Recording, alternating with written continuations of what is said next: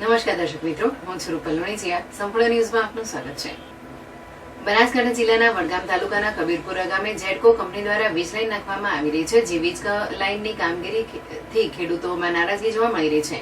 ખેડૂતો આ વીજ લાઈનનો વિરોધ કરી રહ્યા છે. ખેડૂતોનું કહેવું છે કે અમારા કબીરપુરા ગામમાં જે જેડકો લાઈન પસાર થાય છે તેનો અમે ગ્રામસભા ભેગી કરી વિરોધ દર્શાવ્યો હતો અને એવી વખતે અમારી ફળદ્રુપ જમીનને બગડે નહીં તે માટે બાજુમાં સરકારી જમીન પડી છે ત્યાંથી આ લાઈન પસાર કરવામાં આવે તેવી માંગ કરી હતી.